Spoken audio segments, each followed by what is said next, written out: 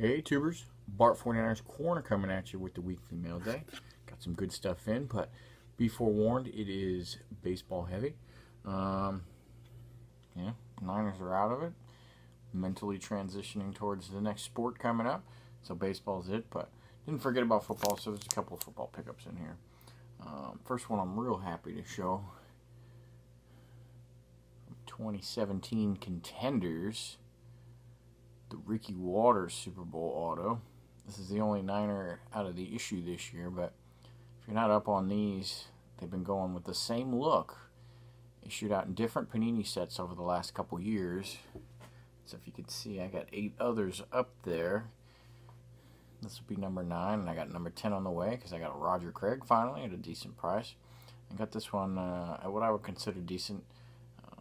Initially, some people were just asking stupid numbers, I hate when the first issue, because not only does everybody price it's crazy high, but people are putting on the listings like SSSP, like it's the shortest print there ever was or something like that, and then it's like, all right, well, if the product's been out for a week and there's 9 of you listing this damn thing, I don't think it's that big a SP, and they do that with so many different cards. But so with a little patience and let the initial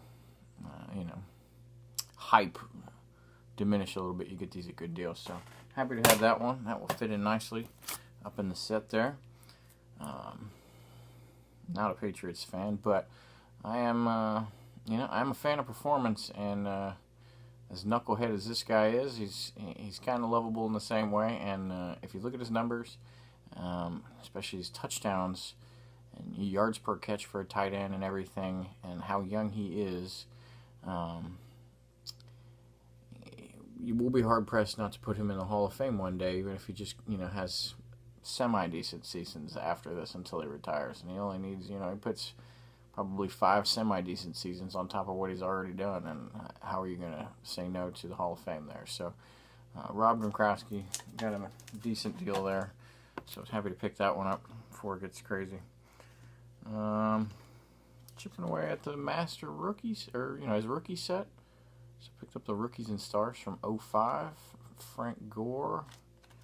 I think that's a number. Yeah, that's out of 750 there.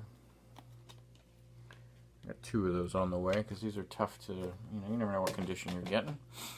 And speaking of condition of cards, picked up new contenders, Solomon Thomas, and probably going to double up on most of these because you just can't trust people to bust the wax properly and everything. Man, this thing's got 3 chip corners and literally a bent corner. It's like, how hard is it to that much damage? I understand, chip corner here and there, but that much damage on a brand new card, you're killing the smalls. Because for the bigger players, at least, I'd like to get them subbed. Since it was on a contenders wave, I kind of PC the Niners contenders. Got a good number of them, maybe 40 or so. Since the early 2000s. Obviously, all the big guys I have. Last year, all they had was Jeff Driscoll and Will Redmond in the normal base, because that's all I collect is the base ones. I don't get hyped over the playoff tickets or the Super Bowl tickets or whatever, so I didn't have the Redmond, so I picked that one up. And then, baseball. Big fan of the Silver Slugger and Gold Glove sets, so started, the 17 winners, the set finally populated, so picked up a couple of those, and these are all up-and-comers. I won't necessarily, if somebody just came out of the blue and won it, I haven't really decided, but it's not likely that I'll really pursue those cards at all if I don't think that they're ever going to do well. But some of these guys are just the next up-and-comers, and if I can get good deals on the cards now, it's kind of my way of prospecting without getting stupid with the baseball prospecting like some of the other folks do out there. Picked up the Gary Sanchez. The chrome is in that set. Sometimes there's those one-offs in the sets, though, for whoever builds them.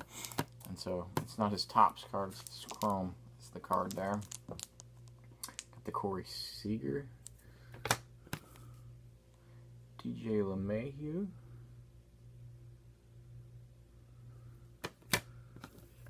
Picked this one up. He's on the Nationals now.